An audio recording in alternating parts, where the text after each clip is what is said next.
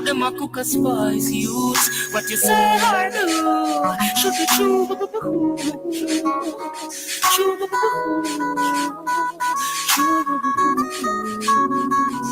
With the last, score the wicked look at life. Them got eyes with a knife, but someone a look at life. Them all that dash them with them let a look at life. Them said them want them win to go to heaven to look for Christ. While them about them gonna worship them images. I went keep getting life till you reach the far and never wrong nor fall. So still it is I give life privilege in all the villages to live. To life give praises for these infinite stages. I not stop in no wages, when Babylon slaves. Them separate man and woman, lock them in the cages. Them some more sodomicless babies. Them some more birth control and abortion for the ladies for ages. The book of life pages. Babylon wants smear and tear up. When them see a tear up, slew them from far with despair. Them need to go near, like eyesight or crystal clear air. Trees bear fruit for the children to share. The youths need love and care. Clothes that summer wear, car with them a stare.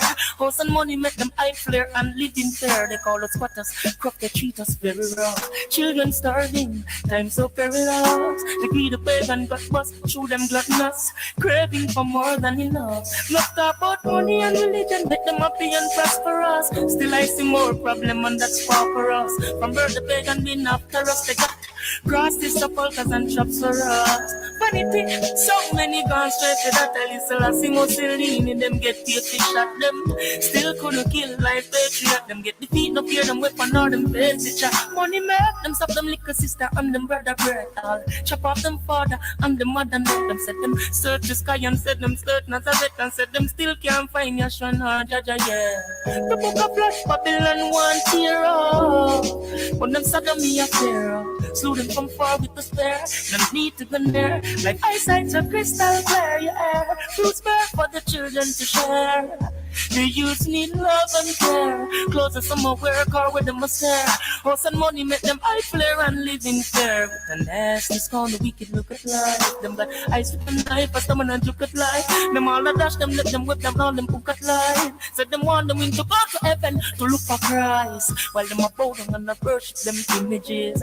Rastafari keep yarding life pilgrimage. He is the first house killing it. I'll give life privilege in all the villages to live. So watch out. To life give praises for these infinite stages. Now stooping no pages, but Babylon slaves. Them separate man and woman, lock them in a pages. Them say more sodomical less pages. Them say more abortion and birth control for the ladies for ages. The book of life pages.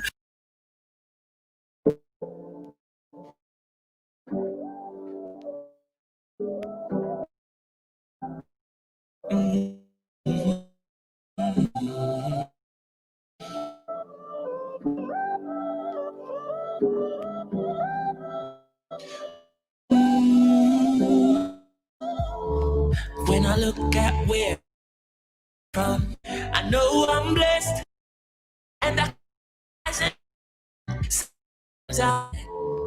there ain't any. And I've done my best, so everything's alright inside. Oh, every morning, I step the sun. I know it is in. So when the evening comes, I lift up my eyes to this blessed old man. With my two hands in the air as far as I can. As far as I can. I can, yeah. My two hands in the air as I can.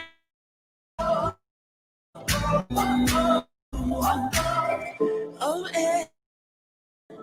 I rise, I stare at the sun. Oh, we blessing, yeah. Lift my eyes to this, I'm blessed, oh man. Ooh, ooh, ooh. Sometimes I'm lost and far from home, but I find my way. I follow my heart, I find someday. While I'm learn and live. What do you say? Let's have a that day. Oh, every morning, I rise, I stare at the sun. I know it is a blessing. So when the evening comes, I lift up my eyes to this I'm blessed, oh man. With my two hands in the air as far as I can. Yeah, as far as I can. I can, yeah. My two hands in the air as far as I can. Oh, every morning I rise, I stare at the sun. I know it is a blessing. Yeah. Lift up my eyes to this, I'm blessed, oh man. With my two hands in the air as far as I can. Yeah. As far as I can. I can, yeah. My two hands in the air as far as I can.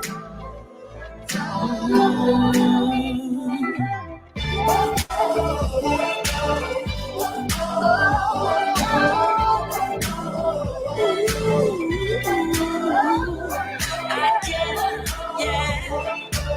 My two hands in the air as far as I can.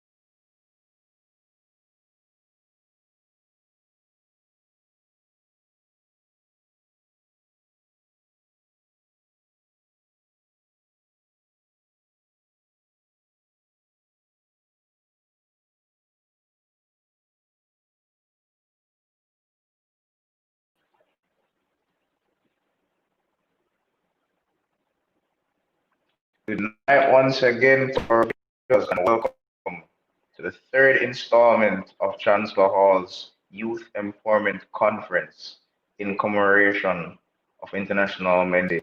We have been here for 2 nights and we've had some dynamic presenters, some dynamic and engaging presenters. And we are also very glad that our audience members are back again for another night. You have been a great audience. You've been in tune, you've been actively participating, and some of you would have been blessed with our prizes that we had on giveaway. Of course, we're sticking with our theme, building and shaping the men of tomorrow. And of course, all of the presentations will dovetail with this theme. Tonight, we have another very dynamic presenter, but I won't take over the job of the person supposed to introduce the speaker. At this time, however, we're going to maintain some reverence and some respect as we proceed to Jamaica's national anthem. The national anthem The national anthem represents the beauty, pride, strength, and resilience of Jamaica and our people. My name is Usain Bolt. Please stand as we pay honor to Jamaica, our culture, and our history.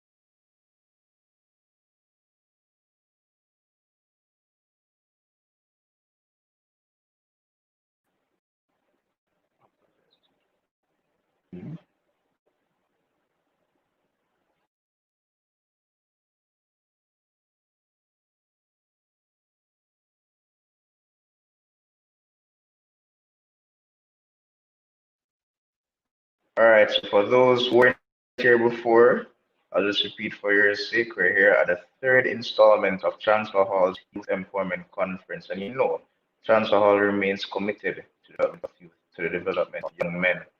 And of course, tonight will integrate with this.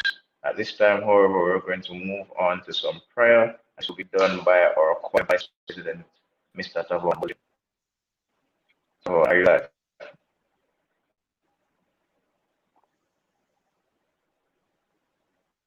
All right, so good night, everyone. Let's close our eyes for prayer.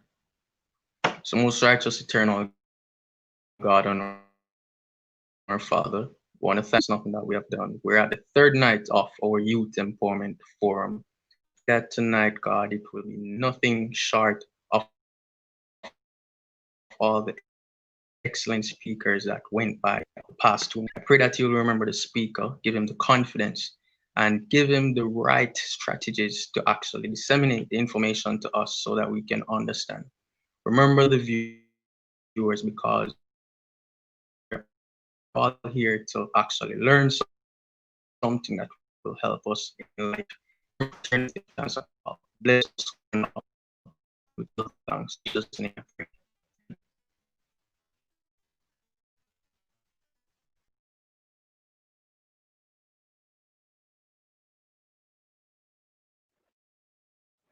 All right, thank you very much, Mr. Bolgen, for that prayer. I'm sure that tonight's proceedings will be blessed.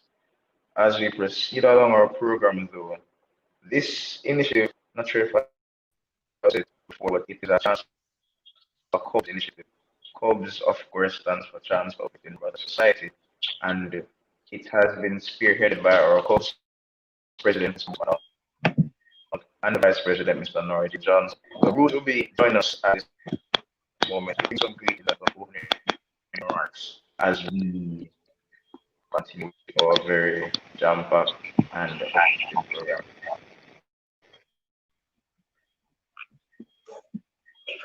Good night, everyone. My name is Bruce McDonald, President of the Chancellor Hall Uplifting Brothers Society, and I want to say welcome to everyone to our third staging, to our third night of the Youth Empowerment Conference. And I want to say that I hope that at the end of tonight, everyone would have left feeling empowered. And I'm sure that after the first 2 nights, you guys would have felt some way empowered, had some key takeaways that you can definitely use in your daily life. And I am really looking forward to tonight and for the rest of the week on this great initiative that the Chancellor Hall has put on. And I want to say have a great night. Back to you, Mr. Deputy Hall Chair.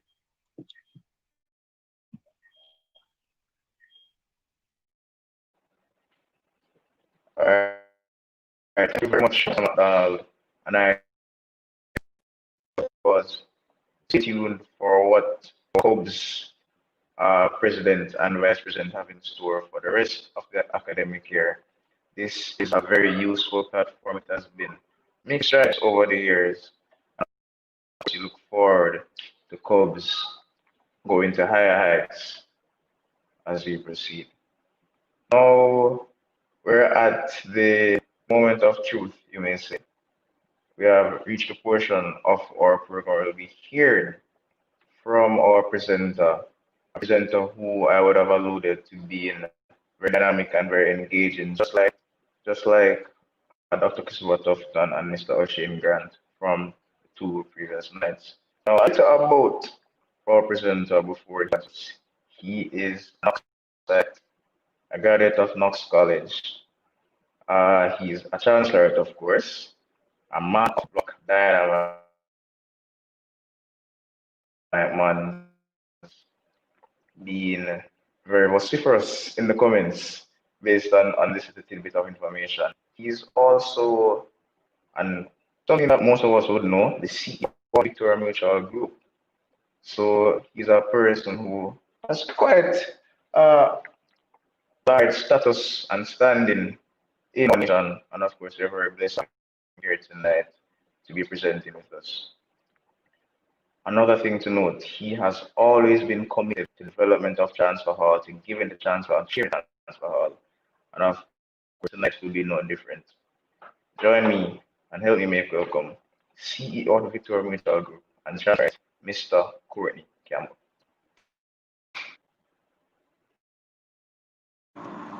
Hello, gentlemen.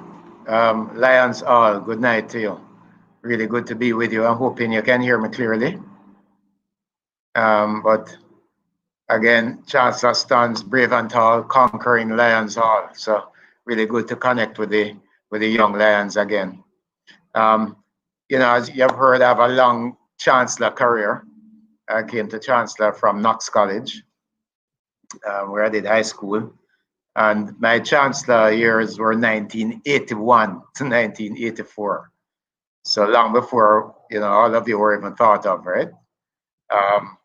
And I lived on Block D, Block Dynamite. So big up to all the Dynamites. And then I was in my final year, 1983 to 84, deputy hall chairman. So I lived in Flat D with my brethren, Keith Bell, who was the hall chairman. So Keith was hall chairman, I was deputy hall chairman. So we both served on the Guild Council. We represented Chancellor on the Guild Council. Before that, before my final year, I was treasurer of Chancellor in my second year. And also treasurer of UCCF, University and Colleges Christian Fellowships. I was kind of playing two treasurer roles at the same time. But in my final year, as I said, I was deputy hall chairman, and I managed the football team. We didn't win that year. I think Taylor Hall won, or Taylor Place, we used to call it, right? There's only one hall, right? Chancellor. So, you know, I'm very proud of Chancellor, and I've tried to stay close to Chancellor over the years. My younger brother went on to live at Chancellor when he went to UA as well. He lived on Block B, Block Best.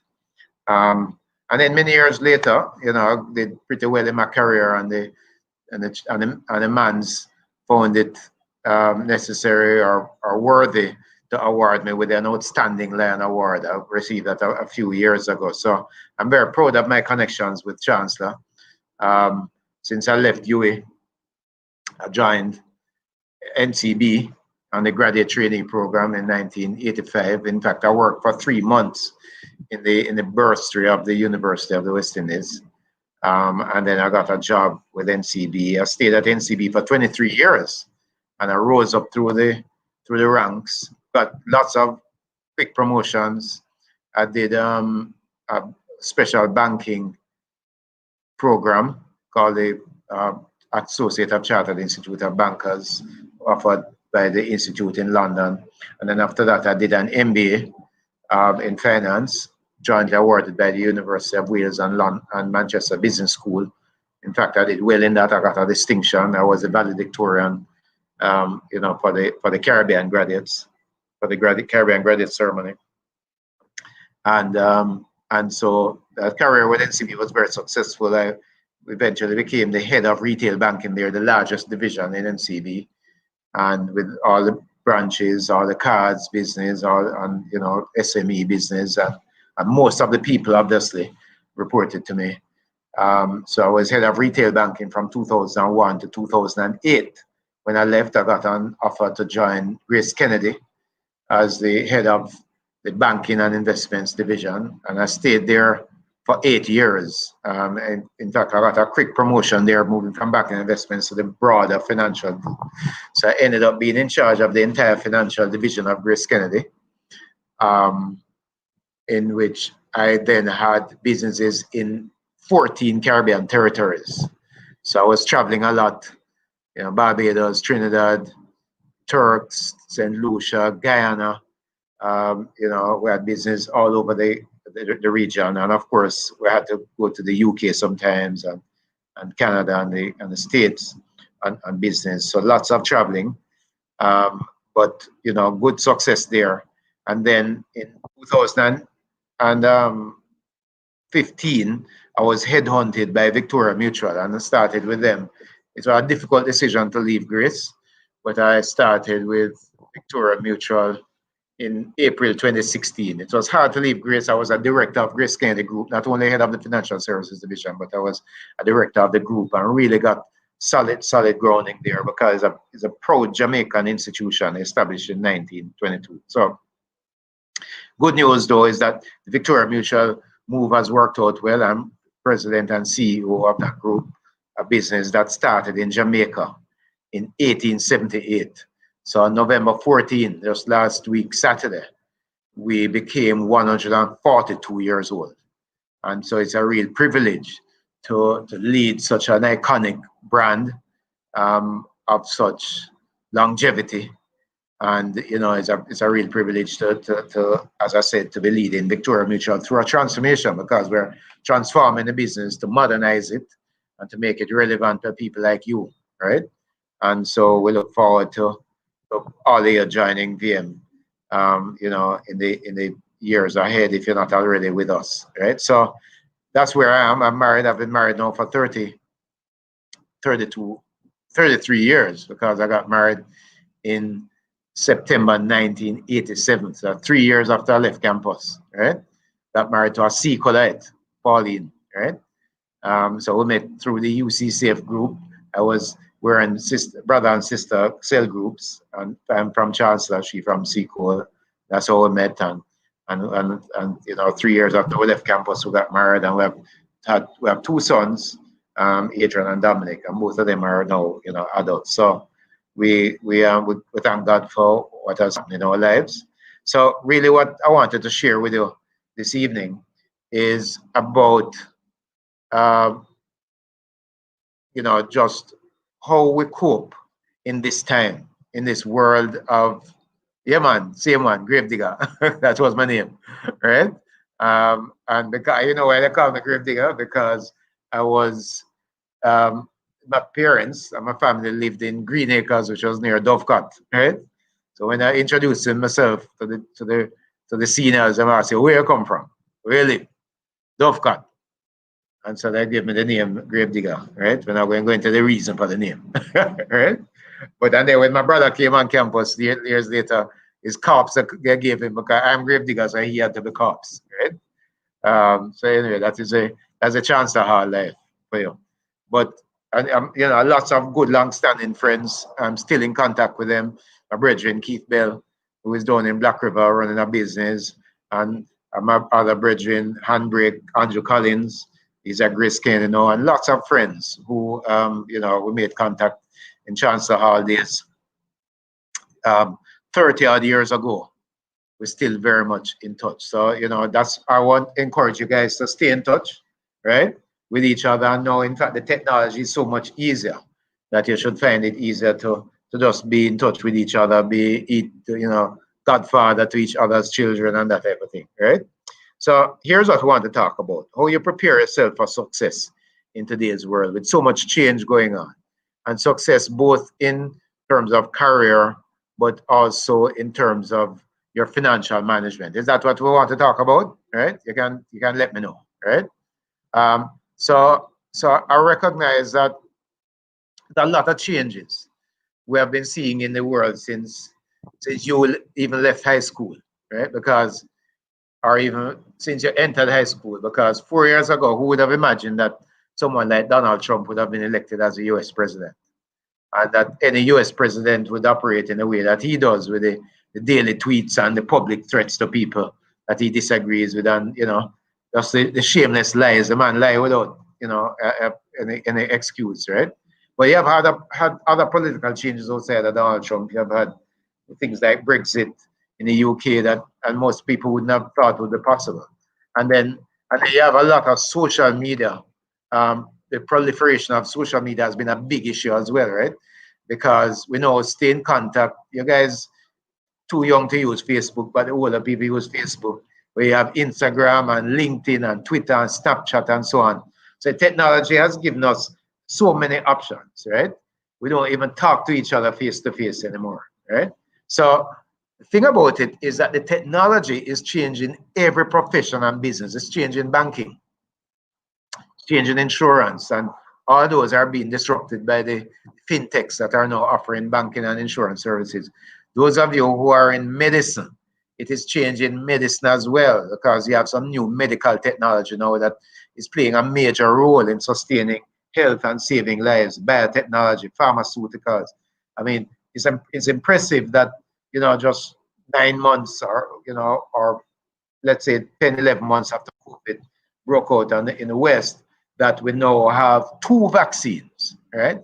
So the reality is that the science is getting more and more sophisticated. So we have the medical devices such as robotic prosthetic limbs and so on. So we have better diagnosis, more effective surgical procedures, improved patient care, right? And in the workplace, well, it's tough. We have 24/7 emails with requests and instructions and changing policy. I know you young people don't like that type of pressure, but that is the nature of the work in which we live these days. So, and we have higher and higher business targets. You hit some record targets this year, and you know the bosses change it to take it even higher the following year, because that's how the nature of the world is. So the military leaders who are in leading the U.S. Army in Afghanistan and Iraq had coined an acronym to describe this changing world many years ago, and they call it the VUCA world. VUCA. Have any of you ever heard of that? Of the VUCA world? No? Well, the V means volatile, right? It means that we're having this rapid change in politics, in economics, in society, and environment. That, you know, if you're a market leader yesterday, you may not be the market leader today, right? The market leaders are being regularly disrupted. And that's the nature of the work world in which you have to prepare for. And the world that you have to prepare for, you have to recognize that the average lifespan of the largest companies in the world is now much shorter than it used to be, right? The top companies in the world, let's say the ones in the Fortune 100, their time in the Fortune 100 is now 18 years compared to probably 75 years in 1937, right? In fact, no longer, not even that they're going to no longer be in the top 100, they might even be extinct. And that type of volatility can throw us off track. And the U now is for uncertainty, meaning that not only is the world volatile, there's this lack of predictability that, you know, we're all connected and distance is no longer an issue, but we're going to have more and more surprises in terms of new products from competitors and new competitors altogether, right? So you don't know where your competition that will knock you out will come from. And then the C is for complex, that in terms of the issues and chaos that we have to cope with, is the world is just so much more complex now. And the reality is that business environment is changing, situations are more nuanced. We have lots of interconnecting components. You know, there are generational shifts. Most of the people in the workplace, like in VM, are right now under 35, right? So it's a huge generational shift, and we have to understand how other generations access and use information. My sons don't they don't watch TV news, they don't read the newspaper in the way that we used to. I don't know, you guys need to tell me, probably in a Q&A, how you get information, right? And then the A is for ambiguous. So it's volatile, uncertain, complex, and ambiguous, meaning that reality is hazy. And this is large because of automation and globalization. It is increasingly difficult to distinguish between the virtual world and reality. And so some assets that may have been your strengths many years ago as a business or as a person can now be a weakness, right? So that's the kind of nature of the world. So what the things I want to recommend to you, because how the world is changing rapidly and what we're entering now, what we call the 4th industrial revolution, right? Which is building on the 3rd. And this is now a digital revolution. Because what has happened is that there's now a fusion of technologies that is blurring the lines between physical and digital and the biological spheres. So we have 3D printing and nanotechnology and biotechnology and material sciences and so on.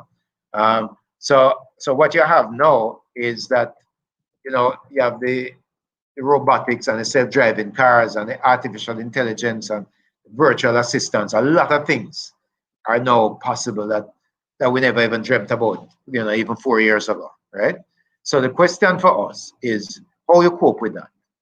And I have a different book that I want to share with you.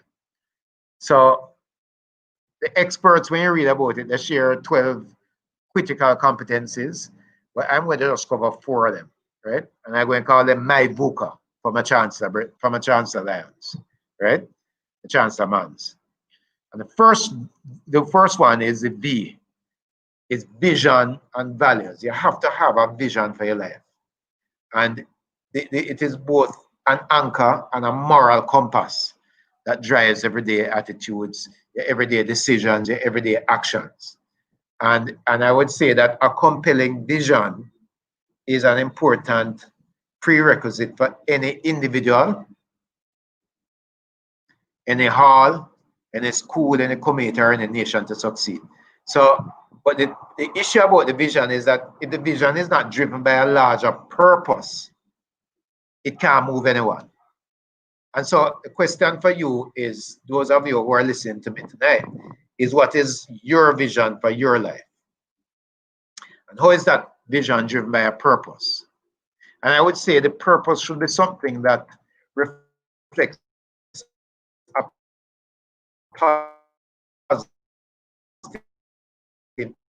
impact on the world, right? Because of our better selves, a call to becoming something more, as one Harvard professor says. So your vision should be driven by a purpose, and it should be a vision that reflects a positive impact on the world. So this purpose-driven vision is a type that should stir your blood every time you think of it.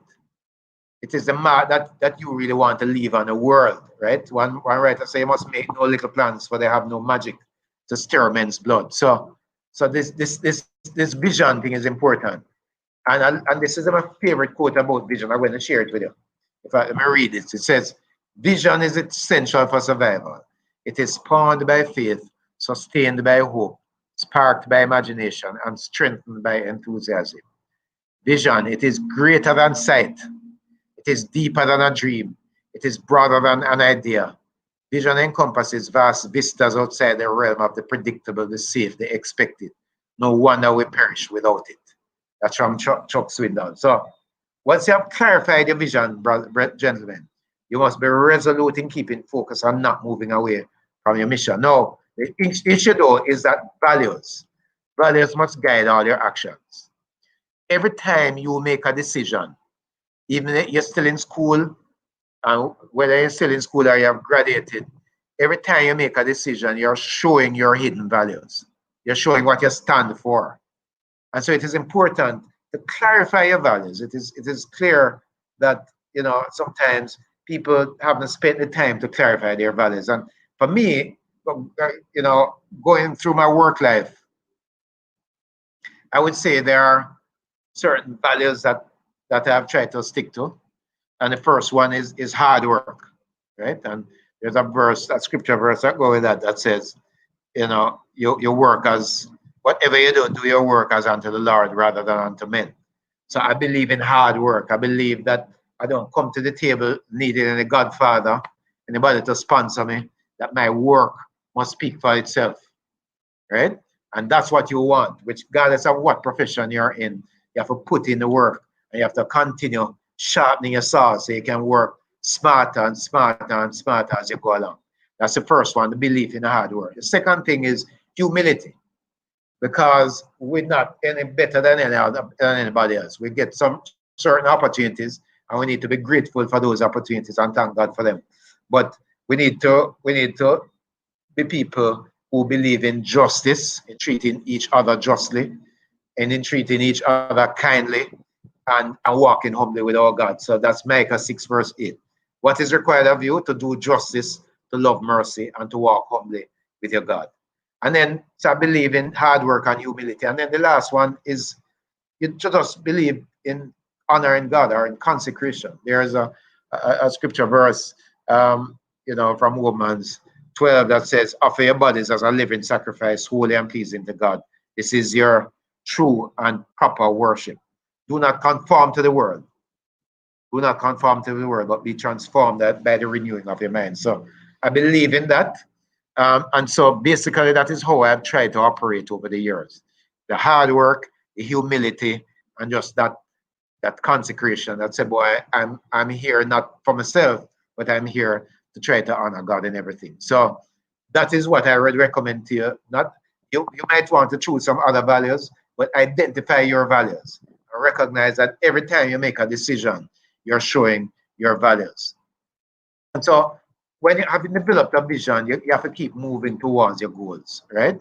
And develop realistic goals and do something regularly, even if it seems like a small accomplishment that enables you to move towards your goals. So instead of focusing on tasks that seem unachievable, ask yourselves, what is the one thing that I know I can accomplish today that will help me move in the direction that I want to go? So that's the first thing, the vision and the values. And the second one, the you, is understanding yourselves. In this VUCA world where the things are moving so fast and things are so complex and ambiguous, you have to understand yourselves, your strengths, your limitations, so that you can take advantage of opportunities that may present themselves and you can close gaps, right? So understanding yourself means that you know how you learn best, how you do your best work, right? So you have to know yourself. You have to take feedback from everyone, right? From your lecturers, from your family, your friends, from those who are not even close to you. And you have to keep renewing yourself as well. You know what? I don't know how many of you are if any of you on the call are Arsenal fans, right? But I'm a big Arsenal fan, and I'm a big Barcelona fan as well. And I found that in the Arsenal team, they've kind of suffered over the last few years because the Arsenal management didn't invest enough in renewing the team, right? And it's almost like Barcelona starting to fall into the same predicament now because they're not doing so well this season, right? So the truth is that if you understand yourself what your strengths are, you have to keep improving on them, and don't get complacent. Don't get complacent at all, right? Because the complacency will kill you, and everybody is going to be coming for you, coming to get your seat, especially if you're number one. People are going to be coming after you, right? So that's important. So if when you're self-aware, understand yourself, you're going to keep it real and you're going to make a difference to the world. If you truly understand yourself, you're going to take time to prepare. And there's a famous quote from Benjamin Franklin that says, you know it by failing to prepare, you are preparing to fail. And so it captures the importance of preparation to the achievement of excellence. And so in my working life, what I found is that I used to remember the thing that my mother taught me, that the heights of great men reached and kept were not attained by sudden flight, but while their companions slept, were toiling upwards through the night. You know what used to happen to me? I used to be doing credit proposals for some big customers in Jamaica. And I used to say to myself, boy, I forgot to bed, stay up as long as it's necessary to get this thing done and get it done well. Because at the time I was with NCB, I don't want the Scotiaman get to this customer before me. So I have to put in the hours, right? And hope that the Scotia people go on to sleep, right? So that's the benefit of the work. And that type of attitude is what really caused me to have such a successful career with NCB. And now that I'm with VM, it's the same type of work ethic that I have to have, and I'm encouraging the youngsters to have. So you have to put in the preparation. Preparation requires sacrifice, though. It means that you'll have to take the time to get ready for the task before you. When you finish the first degree and you're ready to do a master's, sometimes your friends will want to go out and have fun and you can't go, right? But you have to just know that the postgraduate work that you're doing will pay off in the years ahead. It's an investment, right? So it means that you have to be responsible to look at the bigger picture and the long term to determine what will be required of you at different points of the journey to success. You have to act decisively too. If you decide that you want to do an investment or do some further studies, make the decision and take some action on it, right? and you know, at all times do honest introspection, because it's going to tell you what is needed to prepare properly. So the question, you know, is what have I done? I've always believed in constantly sharpening my axe. So in this time of rapid change, you know, I've gone on to do further studies. As you heard, I did two, you know, sets of different studies since I left UA, plus lots of other short courses at Harvard and University of Chicago and so on, right? So we need to work smarter, not harder. Regardless of the sector in which you operate or the discipline that you practice, you need to be aware of the developments in your industry and ensure that you are on the cutting edge, because other youngsters are coming after you, right? So you need to ensure that you're at the cutting edge at all times. So another part of understanding yourself is being prepared, is keeping physically fit. So for example, some years ago, I took up road running. Up to this morning, I was on the campus, so I live here near the campus. Went over there and ran 3 miles, you know, this morning, right? I put in probably 12 miles every week, you know, in running. You know, when after COVID, I'll go back to the gym too, 3 days a week. So the physical fitness is important. And then part of self-awareness and preparation too is spiritual health, right? And for me, that means daily Bible reading and prayer. Don't know what your source of spiritual health is, but it's important that we keep connected to the source of power, because it reminds me daily of who rules all creation, and it keeps me grounded, it keeps me humble, it keeps me focused, and very importantly, it ensures that I continue to grow. And I found that when I do that, my mind is always renewed. So we have spoken about the vision and the values, and we have spoken about understanding yourself. But the other thing you're going to need to be successful in this new world, gentlemen, is courage. Courage. You're going to need courage to anticipate change and to create change. And the question is, how do you read and keep abreast of what is happening? When I was on the campus, I used to take my little money, pocket money, and subscribe to Newsweek. No, you don't even have to do that for the physical paper.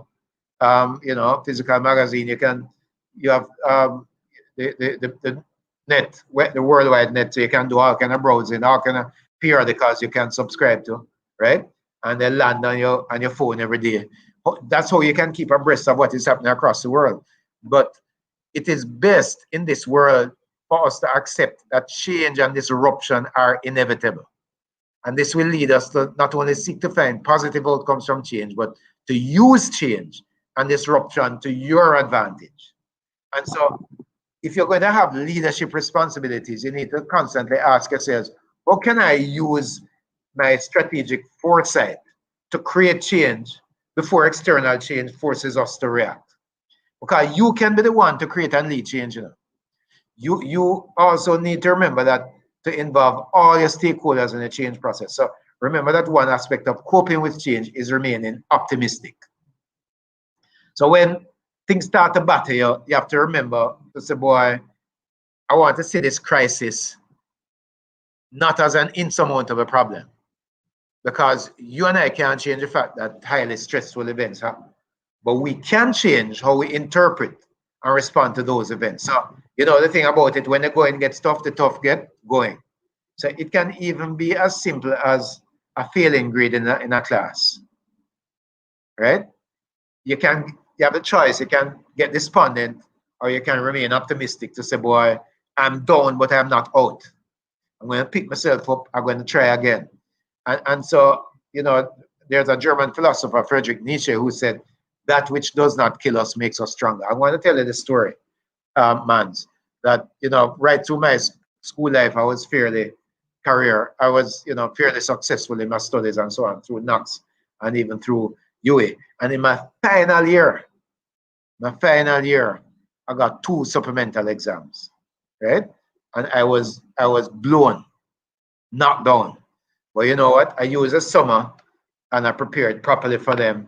And I did well when I did those exams in September. And since then, you know, things have been good. So the truth is that we can be down but not out, right? So that's what I would encourage you to do, to remain optimistic and to remember that which does not kill you makes you stronger. and accept that change is a part of living. Certain goals may no longer be attainable as a result of certain adverse situations that you face, but accept that circumstances that can't be changed can help you to focus on the circumstances that you can change, right? And in creating change, failure is a risk that you will face. Failure is a risk that you will face. Expect failure and overcome it. And the most successful persons who have experienced more and more bad luck and failure than the less successful. Why? Because they have taken more risks. They have failed more, but they get up again and they don't stall. And they fail sometimes and they keep moving forward. Michael Jordan, who probably stopped playing basketball before you guys started following basketball. Michael Jordan says, I've missed more than 9,000 shots in my career. I've lost almost 300 games. 26 times I've been trusted to take the game-winning shot and missed. I have failed over and over and over again in my life, and that is why I succeed. So don't be afraid of failure, gentlemen. And the final thing then is the A is agility. We have to be agile learners. So open yourselves to change and be eager to learn new things. And when you're thrown into unfamiliar situations, embrace the change so that you can learn from the experience. Get comfortable with unclear situations, because this that we're facing now is a new normal.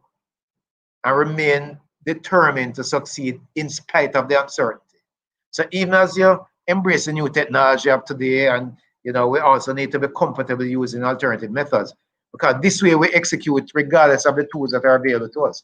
Agile learning also involves learning from mistakes. And those learnings can help you shape future decisions. So sometimes it means changing things about yourselves when required. And sometimes we need to change our attitudes. Sometimes we need to take on new disciplines. Sometimes we need to change our biases and be more open. Sometimes we need to change our problem-solving techniques, And outside of academics, all of us need to ask the question, what am I learning here when certain things happen to us? So what I would say to you is, in this VUCA world, in this time of rapid change, in this period of the fourth industrial revolution, you can prepare yourselves to win by having your own version of VUCA, right? The vision and the values, the vision that is guided by its own values, understanding yourselves, having courage, the C is for courage, and then the agility with your learning, right? I think that is the VUCA that I would recommend to you. So the question then is, some of you are going to have questions about money management. I'll leave two things with you with that.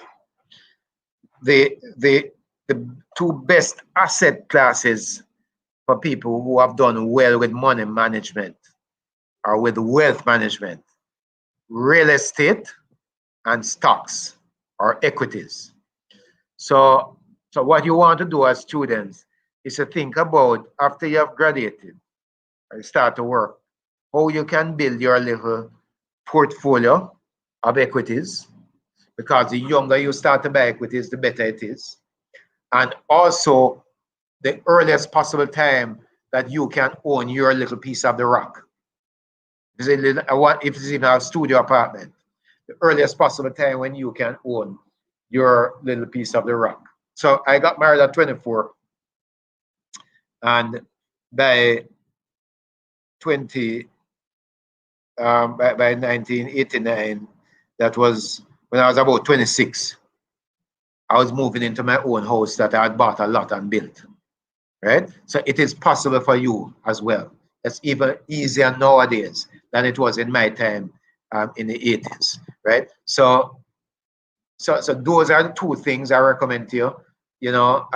When you start working, ensure that if you're on a pension plan, that you maximize the pension contributions, because saving is what really makes a difference between those who are comfortable, right, versus those who are, struggling from hand to mouth, right? So, and you're right, you can always link your friendly VM Fit ambassadors to make links for those who are interested in investing. Thank you very much, Jovian, right? So basically, I'm going to leave it there, gentlemen. Put some questions in the chat for me now and let me see how I can respond to them, right? So let's go with the questions.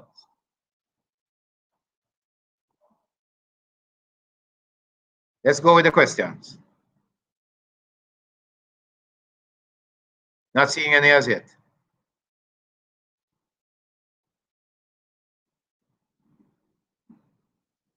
Am I supposed to be seeing questions?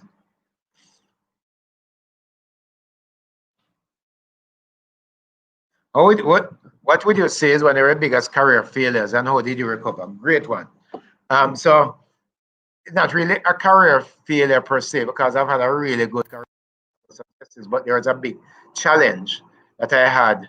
I was head of financial services at Grace Kennedy, and there was a guy who was running the treasury there who was doing some fraudulent transactions and ended up causing some significant treasury losses of about 20 million US dollars, right?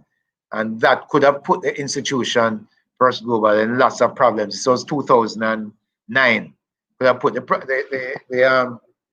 problem, the institution in lots of problems. But the thing about it is what I did, once we discovered it, you reported it to the board, we took action, we fired some people, about 5 people lost their jobs. And then what we did was to put much better risk management controls in place. And so what I've done since then is to ensure that risk management is a key part of all that I do, right? Because that was the most difficult time in my career, right?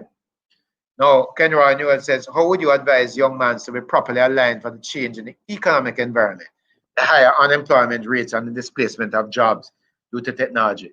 Well, it's kind of what I was saying, that you have to prepare yourself for the new jobs that are emerging. And that's why you have to kind of keep in touch with what's going on in the world. And the world is getting smaller nowadays. So, pay a lot of attention to what's happening in Europe and Asia, right? And North America in terms of new disciplines that are emerging in your particular field of study or in the areas of interest that you have, because you always want to be on the cutting edge. Now, employers, whether it's VM or NCB or Grace Kennedy or others, they are looking for people who are bringing these new skills to the table. Data scientists and things like that, right? So there will always be opportunity for you if you are equipped to deliver in the new skills that are required for 2022, 2021, 22, 23. So that's what I would advise. What advice do you have for future actuaries? Well, actuaries, I think that's one of the fields of study that will continue to be valuable, because what's happening now is that we're paying a lot more attention to data and using data to make decisions, right? So actuaries, because they are good at manipulating information, data, right, to lead to decision making, and that's how we're doing business these days. So I think that you want to try to understand, if you're doing actuarial science, all the various fields that could be great for an actuarial science student. So this my experience as a student leader have significant impact on my professional career. Absolutely, yes. I meant to have spoken about that, and so thank you, Jovain, for raising that. So what I found is that my career has really been highly successful because I learned leadership skills from high school and from university. And so what's happening is that when you're in a working world, everybody has the same degree, but it's who now can get on with other people, who now has the experience of leading other people, right, on campus, who are your equals. They're not really reporting to you, but you find out that because of the people skills that you have developed, you have influence over them, right? And that those skills are invaluable in the workplace, right? So I've found that it has helped me tremendously in the workplace. All right. Did you think you'll be where you are right now, and how far ahead do you see yourselves in myself in 5 years? You know what? I didn't think I would be where I am. I didn't really aim to be at the top of a financial institution. Frankly, other people saw it when I just started working. Other people saw that I would be in senior management, I would be an executive. I remember being kind of surprised when one of my early managers saw it. But it's probably again because of my people skills plus my work ethic. So it's those two things: the people skills developed through student leadership on places like Knox and Chancellor Hall and so on, right? Plus the things that I spoke about earlier, the work ethic, the hard work, the humility, and just being used by God. And then where I see myself in 5 years, well, I hope to still be healthy, still be working. I'll be close to retirement then because now I'm 57. So, I'll be 62 then. So probably I'll be walking into retirement and thinking about what I want to do when I'm retired. So a question from Ajir Cunningham: what's the quantitative finance scene like in Jamaica?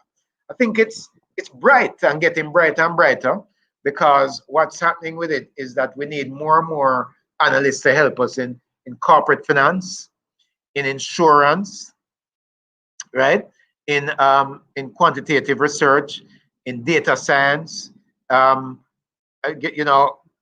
What's happening now is that we're moving towards more greater digitalization. All our processes are being digitalized, and shortly VM will be putting a facility out there for people to apply online for all our loans and get answers via automated processes, right? And that's data scientists who are going to make that possible for us, right? To build in certain formulae into our decision-making tools and produce answers for us that are in keeping with the answers that we would want to produce. So I think that's a bright future. How far away do you think Jamaica is from becoming a cashless society? And what is my view on freelancing in the economic market? Well, I think we're still far off from becoming a cashless society because it's largely cultural. And whenever I go down to a Papine market or Coronation market and see the vendors there taking cash, then you will know that we've gone, not taking cash anymore. Then I'll know that we have gone cashless. But right now, we're still very cash dependent. The BOJ plans to install very soon a central bank digital currency. And that will give a lot of credibility to digital currency. I think we can expect to see it taken off after that is done.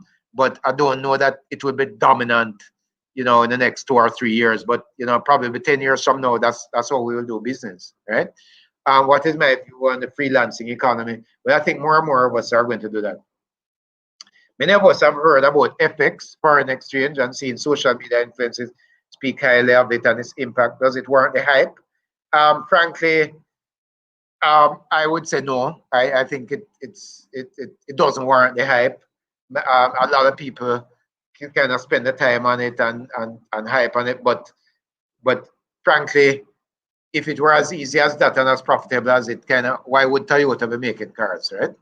Wouldn't they just shut down the thing and use all their funds to do that? So the truth is that there will be opportunities, for people to do arbitrage, right? And they will make some quick money here and there. But as a consistent long-term, business, I don't see that. We have it as part of our business, all financial institutions do, but it is never the majority of the profits in our business, right? We get more profits from borrowing, taking in deposits, and lending money to people, right? Let me see some of the other questions.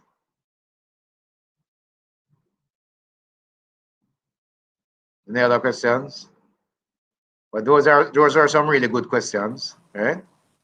All right, so Mr. Campbell, a question from the host himself. Where did you find? All right, here's one more: Bitcoin and cryptocurrency.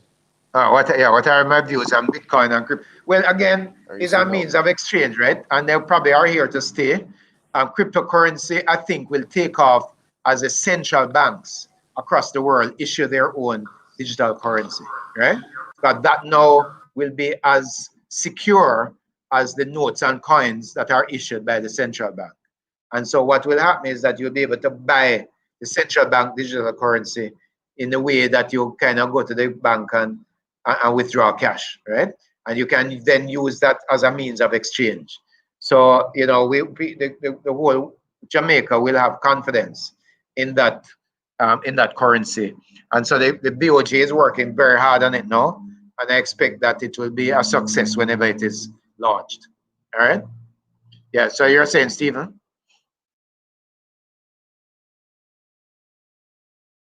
Stephen, you're going to ask a question.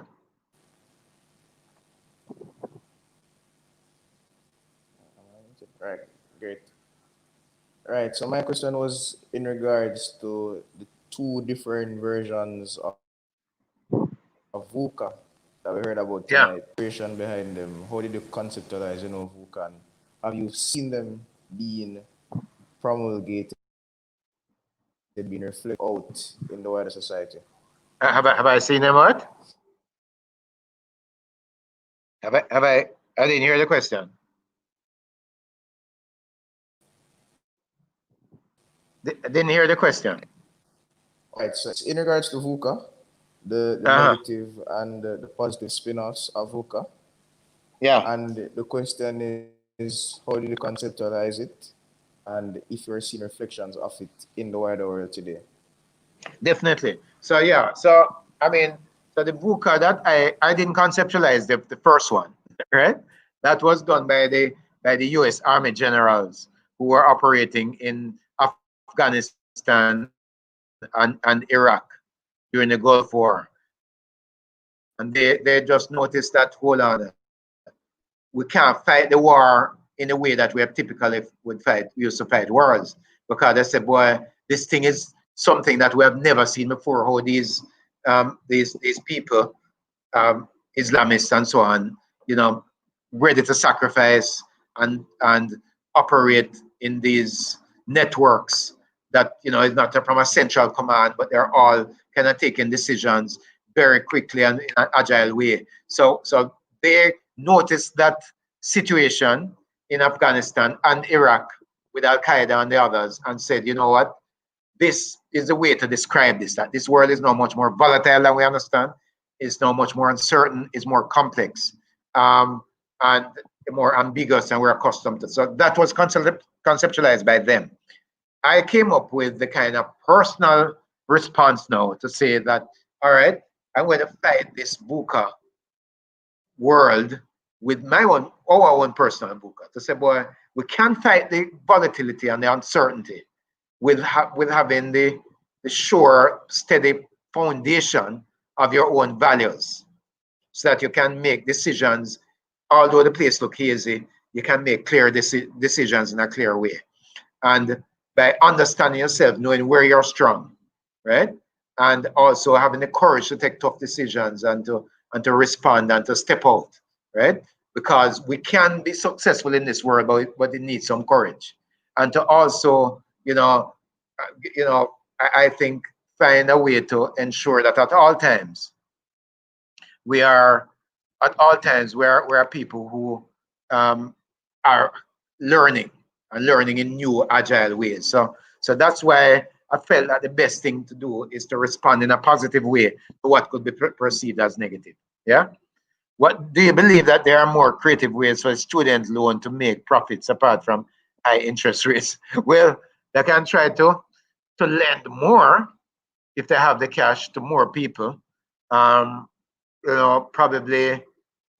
to structure the loans in a different way, to give you longer periods to repay, to be more creative regarding the collateral and so on, right? But the truth is that to one thing that impacts them is the delinquencies. So probably if they can find a better way to make better decisions and to do better follow-up to reduce the delinquency, then that would help them to be more profitable. In my opinion, what's the biggest conflict for men in attaining financial wealth? The biggest conflict, I think, sometimes is the short-term thinking. That people are attracted to bling. You just start working and you want to drive the biggest, fanciest car out there, have the best technology at home, and so we don't save as much as we should. So I think the short-term thinking and the unwillingness to save is what is a big issue for men in attaining financial wealth, right? So if you're going to be wealthy, you have to learn to pay yourself first. You have to learn to save and invest and think long term. And too many of us think short term. All right.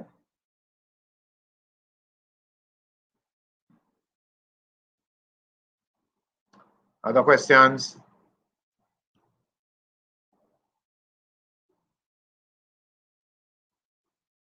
So, because if you think long term, let me share a little formula with you in terms of thinking long term.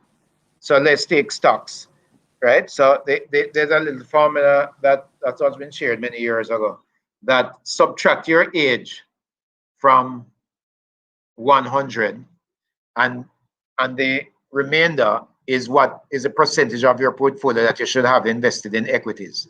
So if you are 20, then 80% of your portfolio should be in equities, because you have a long time to recover if they go down. If you are 30, then 70%.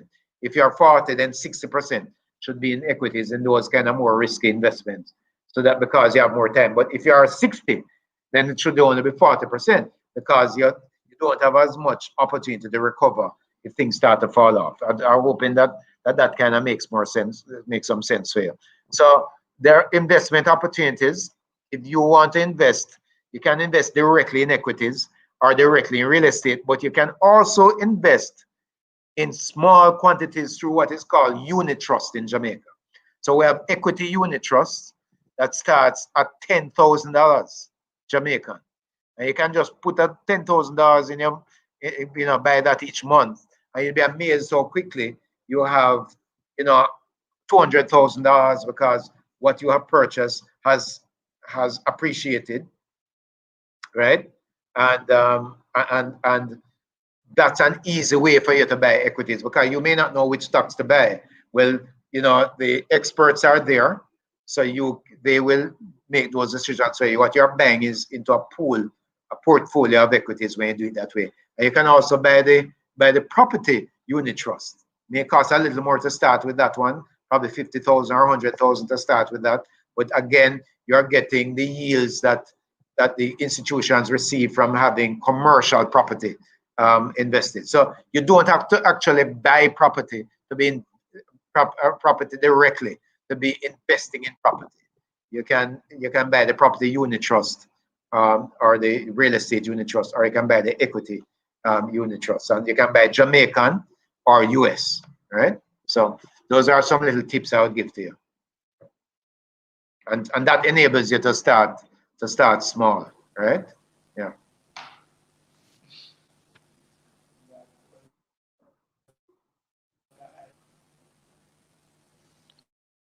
So we promised tonight that we would have a very dynamic and engaging speaker, and I can assure that we have not been disappointed. We have one final question though from Ajir. Ajir, yeah. Any internships currently available at VM? Care to take on that, Mr. Campbell? Yeah, I'll take it. Not currently, but possibly in probably about the middle of next year. So keep in touch. All right, and you guys can find me on Instagram, CourtCamp125, on Twitter. What is my handle on Twitter again? I don't remember. But let me just tell you my handle on Twitter. 1 second.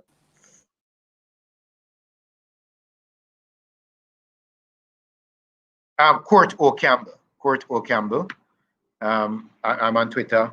And then my email address is courtney.campbell@myvmgroup.com. So that's courtney.campbell@myvmgroup.com. All right. So just stay in touch. I follow the Chancellor Hall page. You guys do a good job. And I wish you all the best in your studies. And, just buckle down, do your work, think long term, right? And don't be afraid of failure. If something didn't work out on the exam or something, that's not the end of the world. Just keep optimistic, get up and dust yourself off and press on, right? Because a whole big wild world is ahead of you. And we're depending on you to come and run the country for us. All right.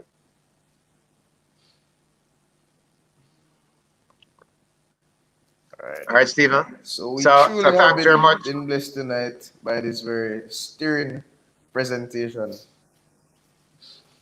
What's that? Sorry? And as we proceed, are you hearing me? No, just hearing you now. Just repeat it for me. There seems to be a lag on our side, but by this presentation, and we do hope that we can have a follow-up, because I'm sure there are many more burning questions in the chat and from us in the studio room as well that we definitely need to have a follow-up. Prefer Sure, no problem. And then just let me know. to get the best out of the interaction. But as you would have alluded to, all right, we'll do. We are sponsored tonight by the Portrait Place, and as such, we have two questions to ask to give some giveaways to all viewers. The first one, it is in relation to your experience on Chancellor Hall, and the question reads: what year was Mr. Courtney Campbell on the Guild Council, and in what post or what capacity did he serve? You can type in your answers in the comments, and of course, if you're successful, somebody from the studio will contact you. So let's see which bright spark is going to win this prize.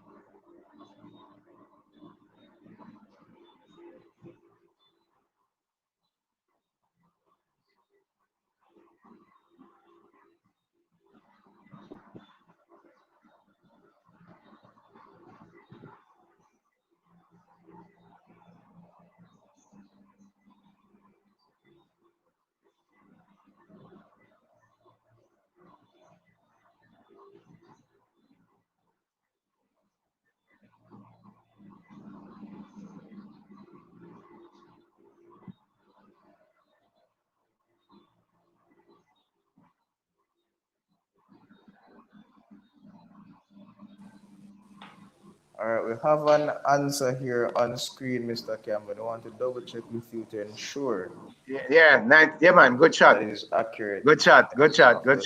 Most Yeah, that's right. correctness.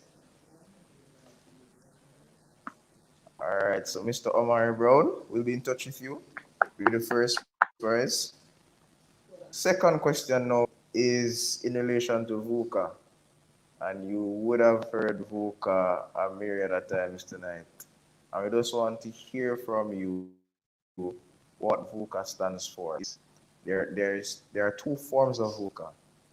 There's a positive VUCA and a negative VUCA. So who in the comments can spell out what VUCA stands for?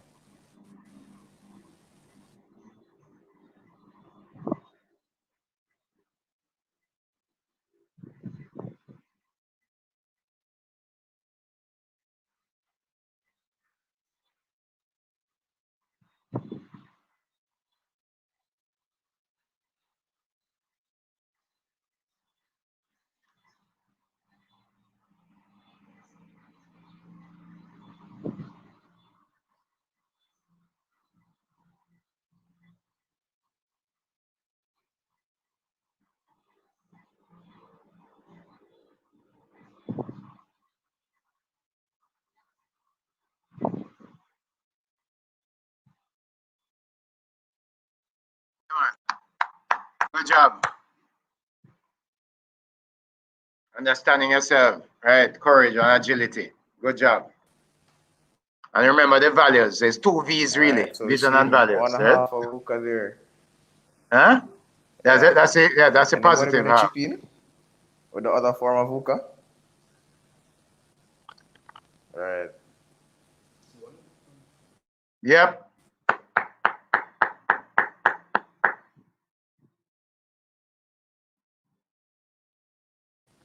All right, so Ajir has shown himself to have been paying keen attention through the presentation. Yeah, man. And he has highlighted the two forms of VUCA. You guys must graduate with first class, huh?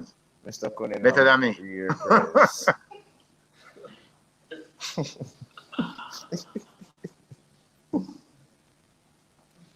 right, so they say all good things must come to an end, and we have certainly had a very enthralling presentation, enthralling production tonight, and we are within minutes of signing off and preparing our viewers for the final stage in tomorrow night, same time, same place.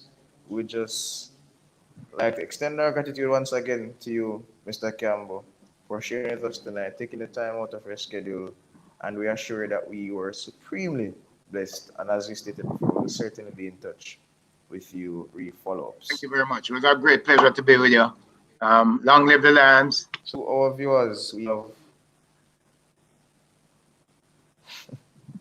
long live the Lions. Right, so to our viewers, we have one night to go, the final night, and sometimes they say that things, the form of build up. So you should tune in tomorrow to really find out if we will maintain the momentum, if it will be going up a notch. But tomorrow night, same time, same place, at the Chancellor Hall Youth Empowerment Conference.